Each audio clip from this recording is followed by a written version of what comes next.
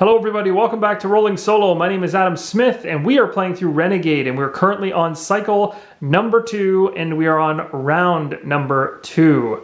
This is really exciting because things have gotten kind of crazy. Our actual goal is based on the viral overload that's actually happening on the server, and our goal is to actually get one or more viruses on every open partition on Virtue and Salvation. So Salvation is the red server and Virtue is the yellow server.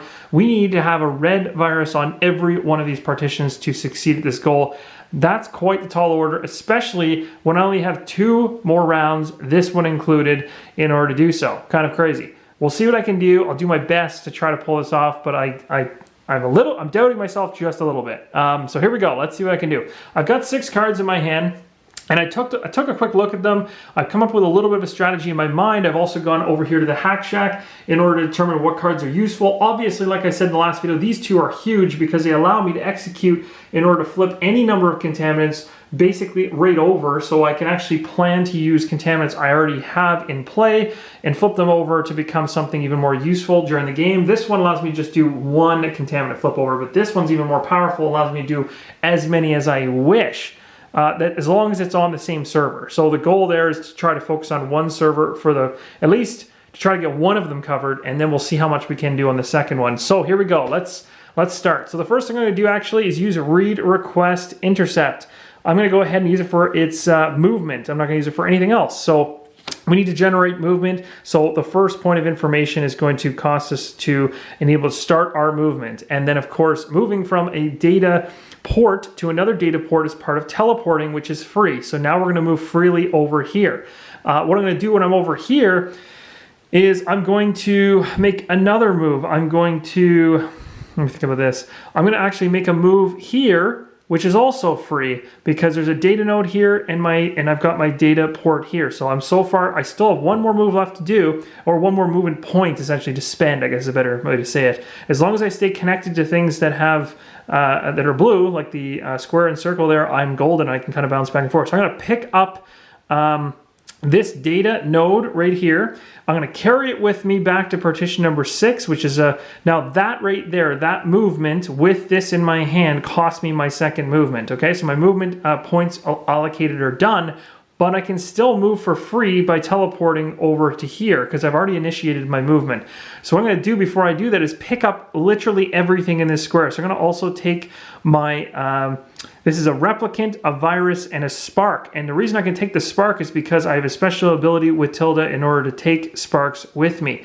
You might be thinking, why the heck would you do that? Well, I've got a plan. So I'm going to teleport now from this server right here, Justice on number 6. We're going to book it all the way over here to this spot. And at this point, I have no more movement left.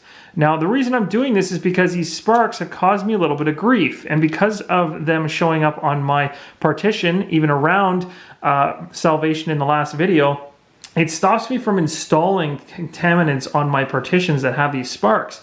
So what I'm going to have to do is use a little bit of creativity in order to turn these sparks onto and really make them a part of our plan to win, I hope. Okay, so now that we're here, the only thing I can really do to get rid of these in a clean way, because actually going after them with an infect action would not be a wise decision, just based on the ratio there of 2 sparks versus the 1. But what I'm going to do instead is I'm actually going to go to the Hack Shack at this point. We're going to try to pick up the card quality. And the reason I was talking about this before is because it says that we are able to go ahead and execute it to flip yellow to red to yellow, or vice versa, even the same with the blue and green. So I'm going to take this. I need to pay 1. We need to pay 1 deception is what it's called, and we have to generate that from something. So I've got to, now what I'm going to use actually to purchase this is I'm going to actually use, and sorry, I should probably chuck my read request in the discard pile. Use it. I'm going to buy it with the digital tattoo, and you might be saying you can't do that. That's not going to generate the correct symbol. Well, actually, in the bottom here it says also when this card is used as part of a shop action, it generates 1 leadership. So I'm going to actually be deleting this card, even though I probably didn't want to do that. I've just got too many other ones that are way more useful, so that's the one that has to go. And I'm going to purchase this card, and right away I'm going to spend it for its execute action to instead flip 1 contaminant on your partition, and we're going to flip one of the ones that's going to help us, and that's going to be, we're going to take the Good question. What should I do here? Which one should I flip? I could flip the virus. I could flip, let's see. Yeah, I guess I actually have to. That's what I wanted to do, sorry. I'm gonna flip the virus over, and that's gonna give me 3 of the same. And the really handy thing about this is the fact that I have 3 versus 2 sparks now. And what you can do with these particular replicants is if you have more than the number of sparks, you can actually pay cards out of your hand as long as you pay, and I'll show you this right here. It's called a modify action. So it says you basically pay 1 yellow command, which is deception, plus a command of any color of your choice, and that is the color you're going to basically convert one of the sparks to, as long as you have more contaminants than there are sparks on that partition, and wonderfully we do. That's great. So I'm going to go ahead and take a look at my cards here. We got to try to figure out how to do this in a smart way. I have leadership, so I can always, so that's going to be able to cover my need for the yellow deception command. So I've got that covered. The question is which one I should use. At the end of the day, I'm going to be converting these and wanting to convert these to viruses. I can't have any more replicants on this partition as I've already had a max of 3. So let's just use something that makes sense in terms of well, I guess sabotage makes the most sense because it can generate ourselves a leadership and also generate the one destruction or run destruction. So we've got ourselves covered. So this is going to be the one to pay the cost to do the modify action, and this is the one we're going to change it into. So we just get to flip, or sorry, modify this spark into a virus, which is pretty awesome. And I'm knocking stuff everywhere. So now we've got a virus here. That's great. It's our first step in a potential solution to this nightmare server over here. But this card now has been used and is discarded. Okay, so the other thing I want to do is I'd like to try to modify that other spark in my partition. But things get a little bit more sketchy here because I'm running low on cards. But I still, luckily, have 2 of these cards left. Now, the other thing is I have to remember I have 5 cards left to do quite a bit of work next turn. It's probably going to involve me shifting things, moving to drag viruses and all this stuff everywhere. Also, I need to try to obtain this card either in the next round because I noticed based on the cost, it's out, like it's just insane. So one thing I want to keep in mind is I need to keep at least 1 leadership in my hand to carry over to the next turn so that I have a better shot of being able to purchase that in the last round of that cycle. Because as of right now, when I looked at my hand at the very beginning, you can go back in the video if you want to, I did not have enough to do so without discarding like 3 separate cards, and I'd have to choose one to delete, and then this whole plan would have just been a wash just to get that card. Not worth it. So this is actually a half decent plan. I don't know if it's the best, but it's the best I could come up with. Maybe you guys could come up with something better. And there's likely many ways to tackle this. So let's keep going. So we got Ginger Cool, we got Memory Steal. Now Ginger Cool is an advanced card and Memory Steal is not. So I'll bring these 2 over here. We haven't spent them yet, I'm just bringing them in front of you so you can see them. Sorry for the glare there. So you can see those 2 cards, and obviously this one has a little bit of a better ability on the spark rolling die kind of situation. So that actually might be worth holding on to even in between the round so that we can interrupt on a bad roll the die from the partition and server die.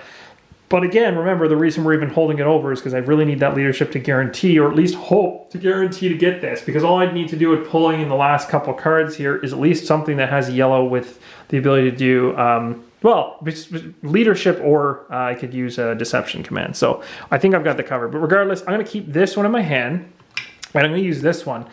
And this is where things get interesting. So I'm going to have to, this is where I'm going to have to burn some cards that I don't want to burn. But I'm burning 2 cards for this one action, which is not exactly what I wanted to do, but I'm going to do it anyway. So basically I'm going to be paying the 1 leadership, which is what I need to initiate the modify action, and then I don't want to convert it to a uplink. I don't have any reason to do so unless I am going crazy and I need to do that. Let me just take a quick look at uplink.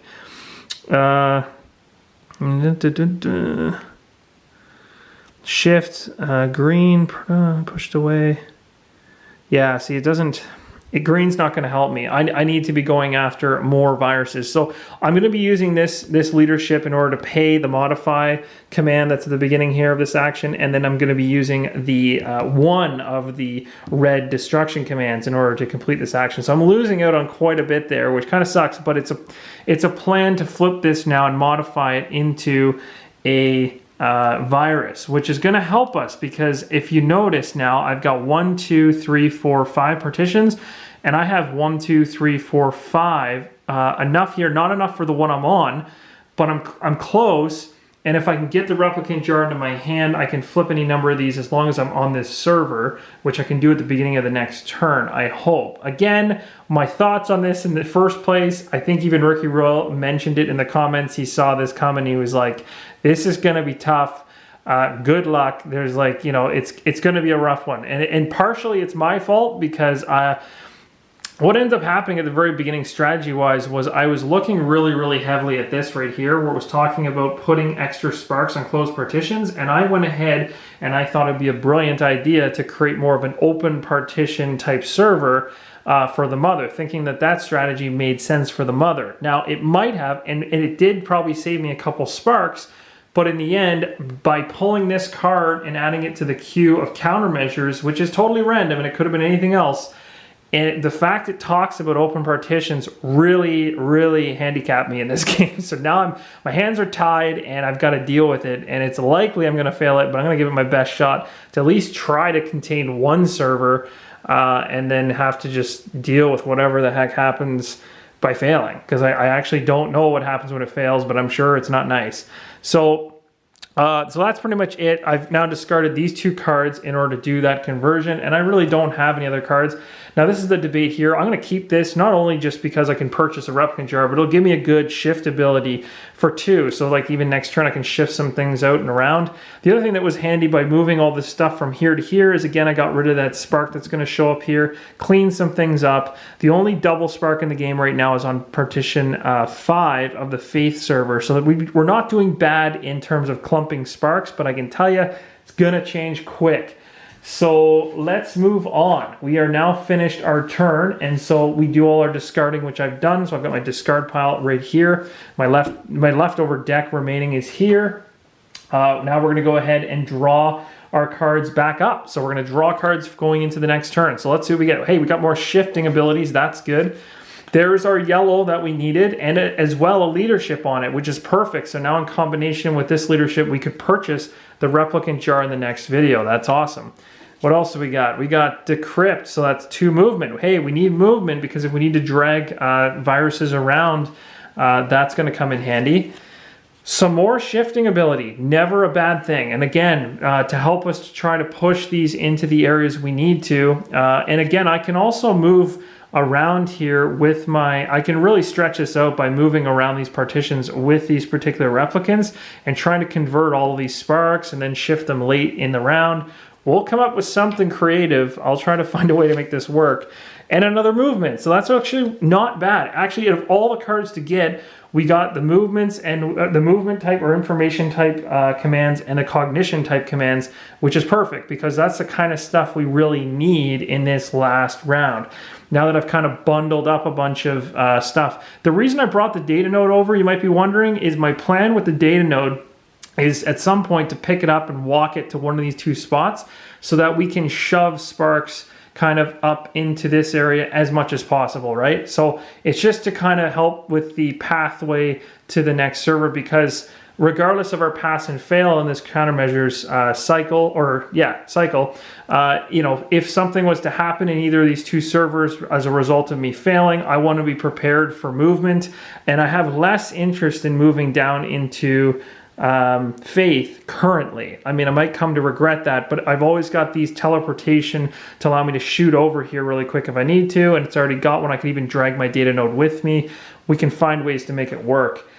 It's going to be tough. It's going to be tough. But anyway, let's keep moving on here. So we are done our turn. This is essentially the end of turn step. We don't have any end of turn type gameplay elements to deal with. Now we're going to start the next turn. And the next turn is going to start by putting a spark on our access point in the Justice server on partition 6. So we get the spark back. The mother is doing her work.